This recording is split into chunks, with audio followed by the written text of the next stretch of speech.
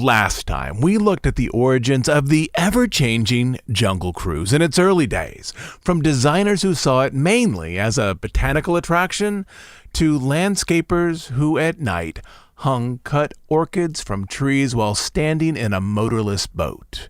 Today, we're going to look at some of the large changes that came to the attraction in its early years, those that originated from the operations team at the park, and those that originated with WED designers who, during this period, were still housed at the studio. So, have you dipped your toe in that lightly dyed water? Have you checked here to make sure the river is free of gators? You ready to jump back in? Here we go.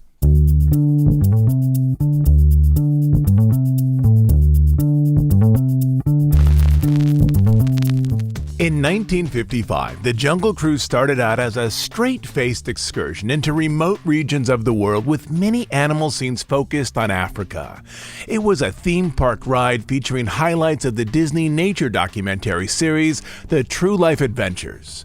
But then, in 1956 and 1957, the pranks and humor shared between skippers on shore began to enter the boats.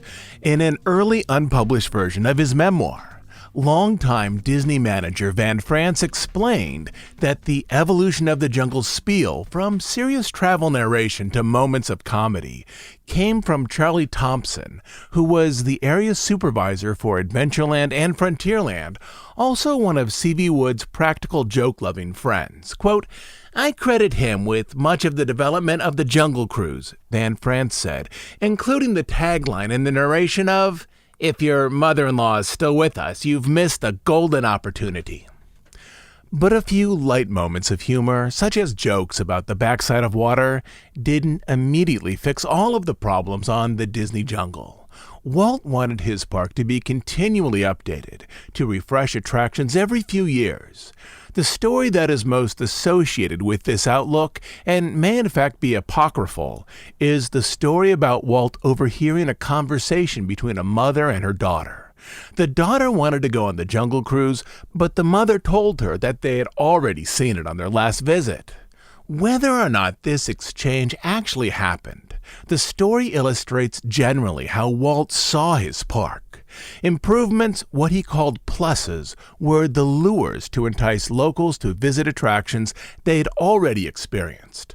During Walt's time, each attraction had its own ticket. Guests paid for each and every trip down the river. In ways, Walt's idea was genius. Not only did this attitude encourage strong upkeep at the park, it encouraged repeat business for minimal investment. Walt discovered that you didn't need to build a whole new attraction to sell tickets. You only needed to add a new scene or two to an existing attraction. Though there were some early changes in 1956, such as with the monkeys at the temple, 1957 saw the first organized expansion of the river with more figures added to the jungle. Imagineers placed more alligators along the banks. They arranged cubs next to the two adult lions. From a tree, they positioned a boa so that its head dangled down eye level with guests. Lastly, they placed Trader Sam, head salesman of the jungle, at the end of the ride. These updates encouraged repeat business, but they didn't yet change the overall meaning of the attraction. You remember in our last episode the Kuleshov effect, which suggests that replacing scenes has the potential to change the overall message. But for the Kuleshov effect to have noticeable value, the individual scenes added to a film need to present a different message. If the first sequence in a film presents shot A of a man looking off camera and then shot B of a bowl of soup, audiences will read this sequence as a message that the man is hungry. However, if you change out the B shot of the soup with a new B shot of a sandwich, the overall message doesn't change. The man is still hungry. And generally, that's what's happened here. In 1957, WED designers largely added or expanded scenes so that their messaging remained constant. More realistic animals arranged alongside the riverbank. WED designers didn't attempt to change the meaning of the ride. They just added more things to look at. In those early years, the attempts to change the meaning of the ride appear to have come entirely from the operations team at the park, as they looked for ways to add humor into the attraction. In addition to the comic lines laced into the narration, they looked for other ways to lighten up other aspects of the experience.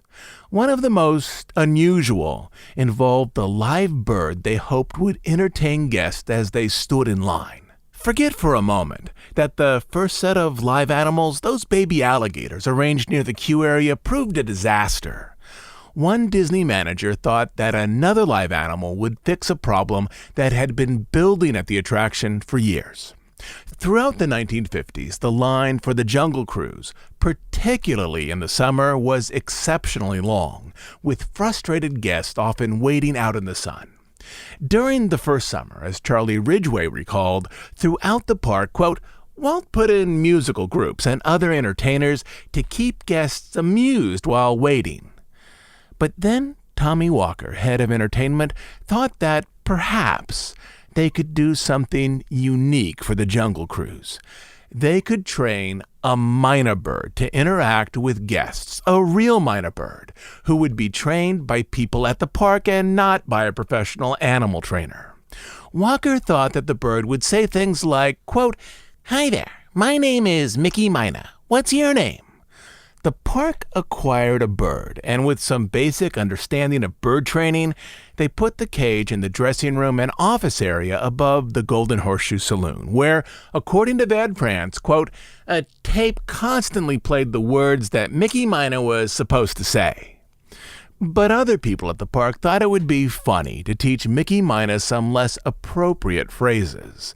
Between these two issues, Mickey Mynah not learning his required lines from the tape recorder, and Mickey Mynah picking up some less than family-friendly sayings from various cast members, this whole concept was abandoned. Not long afterwards, a mynah bird showed up at the wet offices at the studio.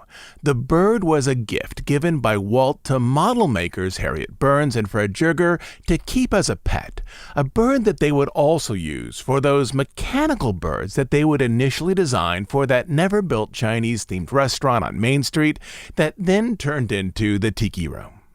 The Imagineers called him Joker the mynah bird, though I'm not positive about this.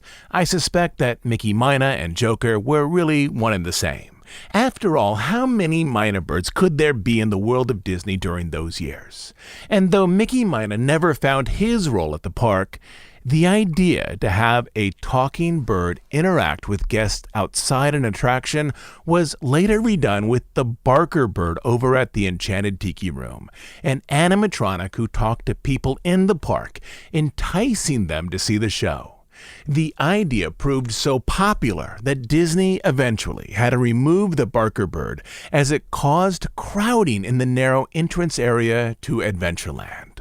But the Barker bird likely had a real-life counterpart who was originally earmarked for the Jungle Cruise, a counterpart who, according to Bob Gurr, once turned his feathery little head up to Walt while he was speaking in the wet offices and said, "Oh, the hell you say," which caused Walt to raise his right eyebrow with irritation. But to get back to our story of the ever-changing Jungle Cruise, the most important updates to the river during Walt's lifetime were related to one designer, Marc Davis, and how he worked to overcome some early design limitations, not only with the Jungle Cruise, but with the park in general.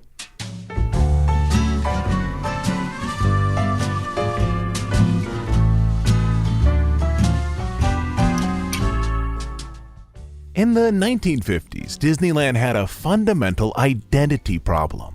The name suggested that the park was related to Disney films and cartoon shorts, but much of Disneyland featured the type of set designs that were mostly tied to other studios. There was the Western area, which was consciously tied in part to Calamity Jane. There was Main Street, which was consciously tied in part to the early sections of It's a Wonderful Life. And of course Adventureland, which beyond those true-life adventures was consciously tied in part to the Tarzan movies and the African Queen. When I talk to college students about design strategies at Disneyland, sometimes I put up two images on the screen.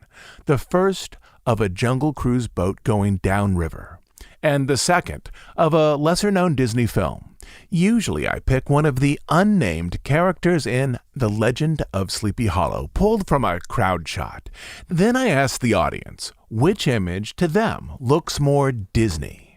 Always the hand-drawn image of an unnamed animated character in a lesser-known Disney film wins out by a lot over the image of a Jungle Cruise boat moving downriver. And this was a problem for Disney. In the 1950s, there wasn't a whole lot of Disney in Disneyland, as the park had been designed by art directors originally attached to other live-action studios, and had used a range of non-Disney films as inspiration to create a park that more radiated the general design ethos of Hollywood rather than that of the Disney studio. There's one other element here that also comes into play in terms of understanding the changes that, as the 1950s were giving way to the 1960s, were headed to the Jungle Cruise. Throughout the late 1950s, Walt's taste in films was fairly serious. In terms of animated features, he produced Sleeping Beauty, a film with a high level of drama and a low level of comedy. In live action, he produced historical dramas such as Old Yeller, The Great Locomotive Chase, and Johnny Tremaine, as well as serious-minded documentaries both about the animal kingdom with the True Life Adventure series and about world cultures with the People and Places series. But starting in 1959, there is a meaningful shift in the tone of Disney films, with a new type of Disney offering more focused on play and humor than those of the previous years. Starting with the live-action comedy The Shaggy Dog, then Darby O'Gill and the Little People, then The Absent-Minded Professor, then 101 Dalmatians, and so on. In other words, Walt became more interested in comedies. Through his design choices, it seems fairly clear that starting around 1960, Walt wanted Disneyland to more closely connect with the visual style and narrative tones of Disney films. In general, I call this period the Disneyification of Disneyland.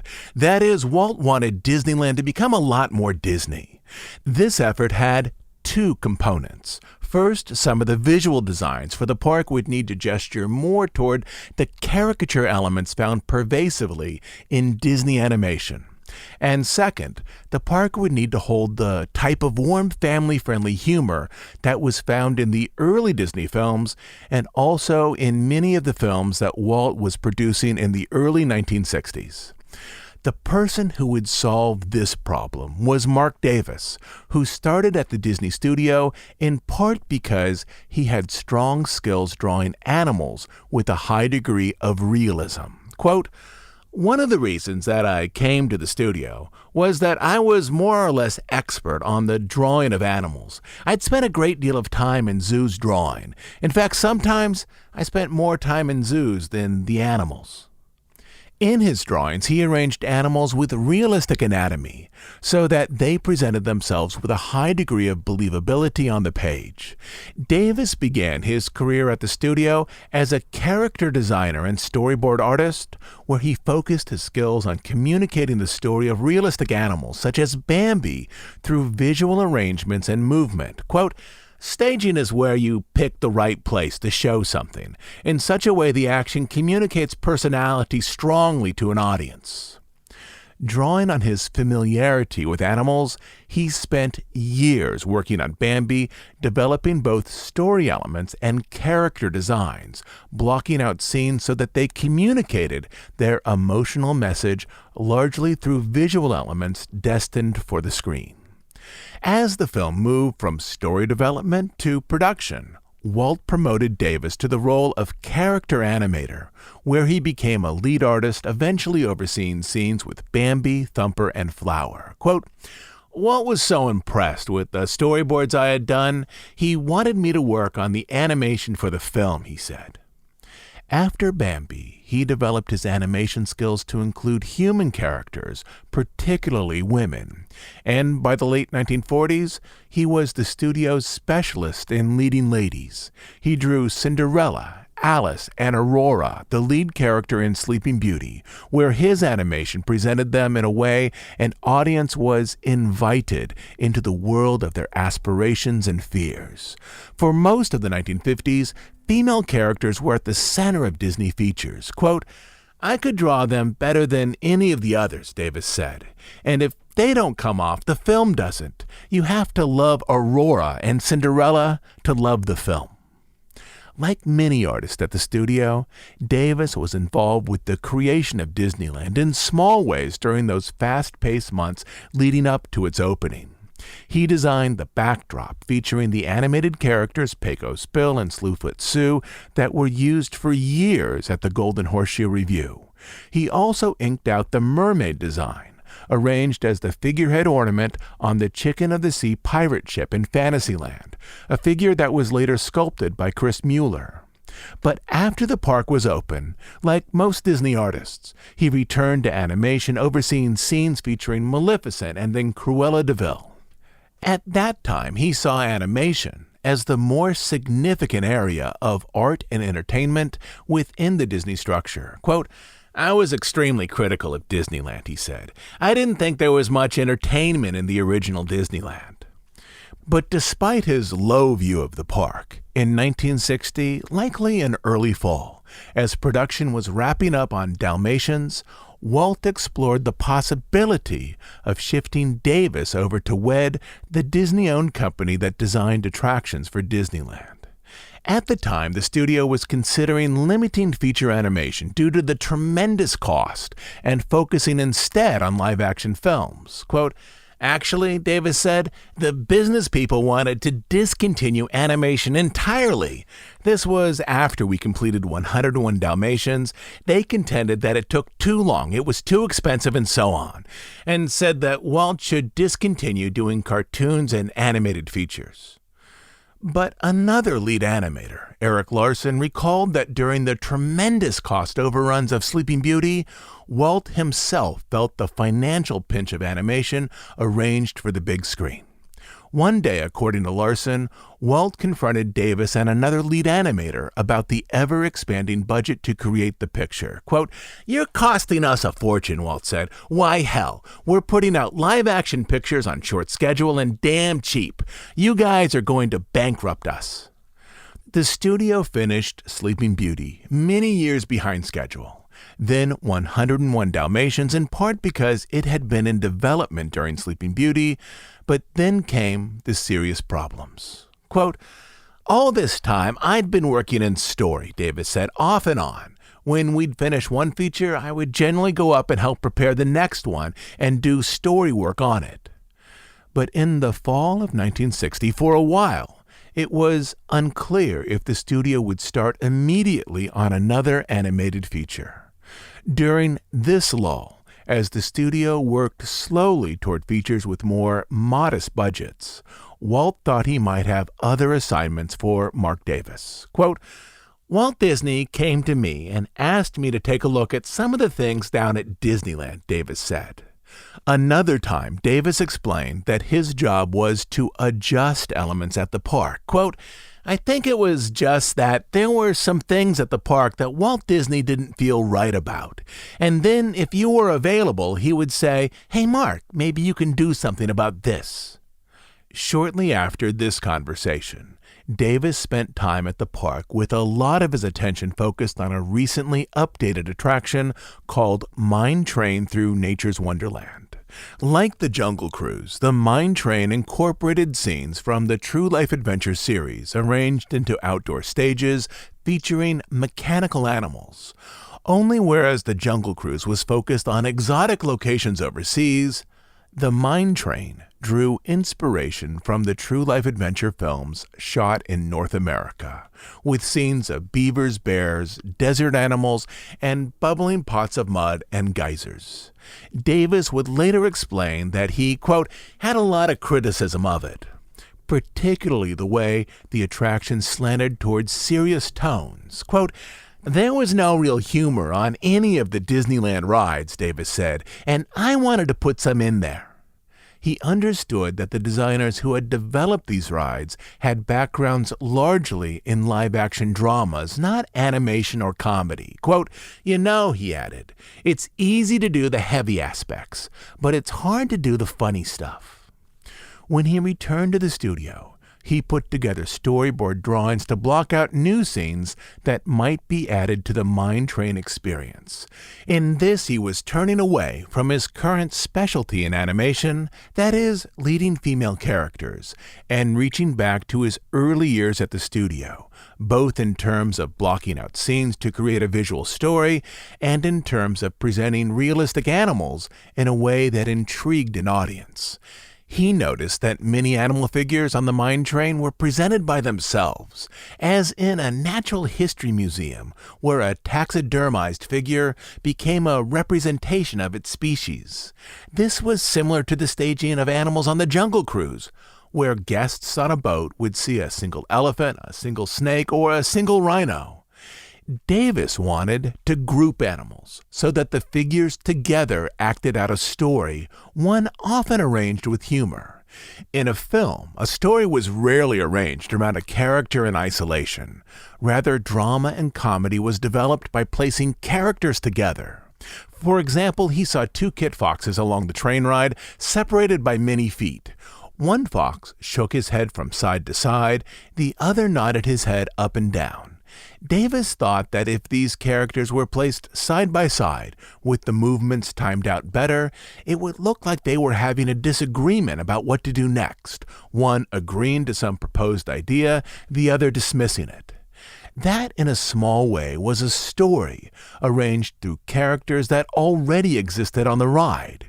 He worked on his drawings for about a month, arranging scenes in which animals largely interacted with each other, such as a hawk and a rattlesnake arranged in the posture of a fight. After a few weeks, Walt asked him about his experience at the park. "Hey," Walt said, "did you go down there?" "Oh, yeah," Davis replied. "I worked up some storyboards." Walt could see the unique skills that Davis brought to the mine train project. Though an artist like Chris Mueller might be able to sculpt realistic animals and landscape designers like Bill Evans could create realistic settings, Disney needed character animators to bring a sense of story, humor, and personality to these attractions as well. Quote, "He liked most all the ideas," Davis explained, but these weren't installed largely for two reasons. First, the mine train had recently been updated, and second, many members of the WED team were then beginning to work on projects that hopefully would find corporate sponsors so they could be developed for the 1964 World's Fair in New York. But the storyboards demonstrated to Walt that Davis could be a key designer on the WED team to elevate the level of storytelling and humor found at his park. Though the WED artists were quickly outgrowing the studio in 1960, WED was still housed on the studio lot, with many designers having offices in the Disney Animation Building and others working in nearby structures. Davis would have found it easy to become involved in WED projects, as essentially he only needed to move out of his animation hallway to talk with artists associated with WED, who were simply in a different wing of his building. By the end of the year, Walt was giving Davis multiple assignments related to Disneyland. He was assigned to the submarine voyage to rough out some sketches to better stage the underwater fish scenes and those that featured mermaids. He dreamed up a seasonal overlay for the mine train, which would present some of the mountain vistas with ice and snow and others with springtime greenery. Walt asked him to develop humorous vignettes that could be placed alongside the Disneyland Railroad, vignettes that would also double as advertisements for major rides. Quote, "Hey Mark," Walt said, "think up some things that the train could see on the outside of some of these attractions." Davis did several sketches that would work as advertisements for the Jungle Cruise as well as other areas of the park. Quote, "Over by Tomorrowland, I had a flying saucer and little green spacemen." But none of these trackside advertisements were ever built. Then late in 1961, construction schedules at the park gave Davis a unique opportunity. In terms of developing out the park, Walt had a large area that he wanted to develop at the edge of Adventureland, a new themed area to be called New Orleans Square. Construction on New Orleans Square would require parts of Adventureland, along with the Jungle Cruise, to temporarily close. Joe Fowler, who oversaw construction at the park, suggested to Walt that if he wanted to make any more changes to the Jungle Cruise, this would be the time to do it. By this point, Davis had already drawn up some designs for new vignettes inside the attraction, nearly all of which were focused on the interplay of animals and groups. He also understood practical limits in transferring animation-style stories into Walt's theme park attractions. The largest limitation concerned technology. As mechanical movement of the figures was limited, more of the character's personality would need to be arranged into the character design. That is, a character's personality and identity would need to be easily read in its face, posture, and gesture. The playfulness or menace of, for example, an elephant would need to be arranged into its facial features, as facial features, unlike in animation, could not be changed. Similarly, sound would now be crucial in communicating a personality message. The squeal of a delighted elephant would communicate a mood to an audience through sound. Likewise, the trumpeting anger of a different elephant ready to charge would be communicated by a darker sound. And lastly, action was ultimately limited because, as Davis put it, each figure had its, quote, feet nailed to the ground. This meant that action, when imagined, needed to be staged so that a character's body remained in one location. For years, especially with those widescreen features such as Lady and the Tramp and Sleeping Beauty, Walt had urged his animators to, quote, have characters enter and cross the screen and to use the full screen as a way of staging action. But at the park, Davis needed to set aside these long-time habits and find new ways to convey humor, drama, and tension with characters whose movements were restricted largely to the upper portions of their bodies. Quote, this was limited, he said, so you had to figure out something for them to do that was believable. For the Jungle Cruise edition, he imagined elephants at play, a pool filled with elephants. He saw one juvenile, quote, looking like a puppy dog on his back, spraying water out of his trunk with a whimsical abandon. On the one hand, he saw figures offering a visual realism, but in terms of gesture and movement, he wanted their actions to offer something, quote, you wouldn't see with a real elephant. The goal was, in part, to use familiar touchstones to create a feeling of warmth between the audience on the boat and the figures on the river. Most people would respond to an animal that played like a puppy, and then would attach those feelings to the elephants presented with a type of realism on the river, that is, assuming Davis's figures could project that sense of play. In this, Davis arranged a system in which the two main aspects of visual presentation were at odds. Character designs would suggest realism. Character gesture and movement, however, would suggest fantasy. In terms of staging, he was hopeful that movement would be the more powerful of the two visual cues. Elephants would squirt each other and send up playful streams of water. The centerpiece for this new outdoor stage would be a single elephant arranged beneath a waterfall, enjoying the sensations of a shower. The wonder from the stage would come from the way the figures interacted and mirrored each other. Quote, any of these things by itself is relatively meaningless, Davis said. But when you see a whole area full of elephants, each one doing something different but all related together, this whole thing takes on again a form of life which is the meaning of animation. In this, Davis was expressing the idea that the emotional elements of storytelling didn't come from solitary animals, as was the case when the Jungle Cruise opened, but from the charged emotional space of fear, anticipation, joy, or even play that can be created when figures interact with each other. Davis started with drawings that overviewed the elephant pool. From there, he created movement drawings that showed the action of each figure. Then these elements were arranged in a model. While looking at the model, trying to understand how this vignette could best be staged, Walt suggested that they add another elephant trying to climb up from the water onto the bank. And then, according to one Imagineer, Walt loosened up his trousers so that his pant leg bunched around his knee, similar to the gray skin of an elephant, placed his foot on a chair, then acted out a young elephant reaching out with his trunk to hoist himself up out of the water.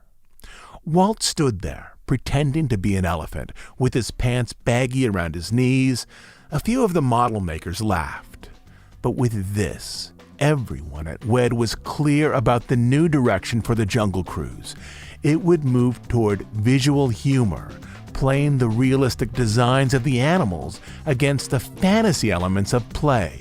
It would be a new approach at the park, one that hopefully would bring the Disney offerings at Disneyland more in line with the well-known Disney offerings on film. Before I go today, a few things. I'll be back next Sunday with the next installment in our story about the ever-changing Jungle Cruise. But also, as the news and updates are piling up, I'll drop a short episode focused on news and analysis about how the parks are reacting to the health environments in the States later this week. There's been a lot of movement over the past couple of weeks, and I want to start working through this. But I also want to continue our discussions on the Jungle Cruise on Sunday. A short midweek update, I think, is the best way to include both of those items right now. So in your feed later this week, look for a second episode probably around Thursday. Also, if you'd like to see some construction and behind-the-scenes footage of the Jungle Cruise, Disney Plus has just posted the first 5 episodes of a series called Behind the Attraction, which has some lovely, rarely seen footage. I should also point out, in terms of full disclosure, that I had a small role in some of these shows, including the one on the Jungle Cruise. Lastly, as you probably know, we're an ad-free, listener-supported podcast. Without subscribers, we would simply cease to exist. If you enjoy these podcasts, if you find them a meaningful part of your week, please support us by becoming a monthly subscriber over on Bandcamp. On Bandcamp, you'll find dozens and dozens of extra episodes, but the best reason to subscribe is to make sure that this podcast continues to exist. You can subscribe at dhipodcast.bandcamp.com. I'll also leave a link in the show notes. Until next time, this is Todd James Pierce.